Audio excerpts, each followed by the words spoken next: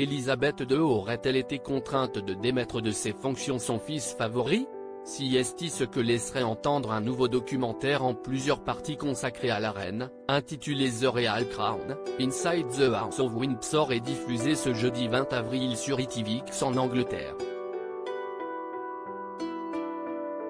Dans son 5e épisode sous-titré Heirs and Spare, héritier et suppléant dans la langue de Molière, le documentaire revient sur la tombée en disgrâce du prince Andrew, notamment après son interview catastrophique face à la journaliste Emily Maitland en novembre 2019 pour la BBC.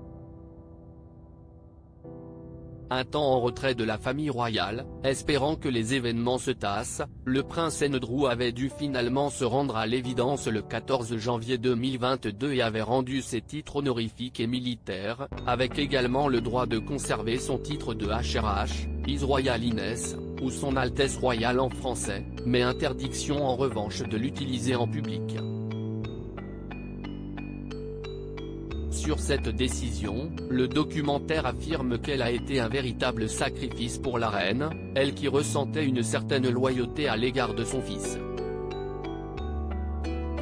Mais face à la pression insistante des accusations et au refus de la demande de rejet de la plainte pour agression sexuelle déposée à l'encontre du prince Andrew au civil par Virginia Giuffre à New York, la reine n'eut d'autre choix que de capituler et dans un geste d'abnégation, a consenti au retrait des titres du duc d'York.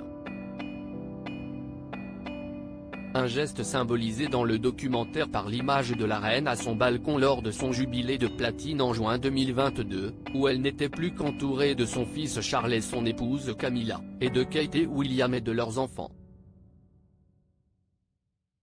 Rétro 2022, Élisabeth II, la dernière année d'une reine prince Andrew, sa tentative de réhabilitation auprès de Charles III depuis le décès d'Élisabeth II, le prince Andrew a tenté de se réhabiliter et de redorer son image auprès de Charles III.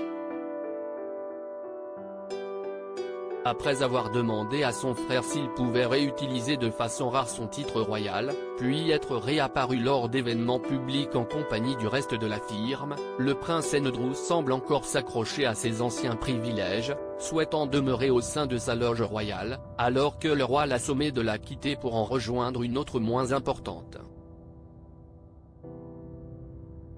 Quoi qu'il en soit, Charles III a déjà prévenu son frère qu'il ne serait pas un membre actif de la cérémonie du couronnement et qu'il n'aurait pas le droit de se joindre au reste de ses proches lors du traditionnel salut au balcon.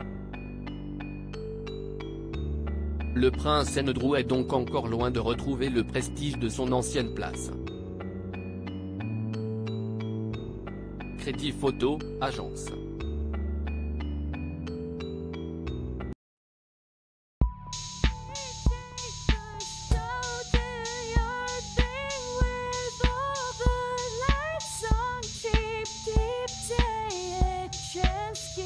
Keep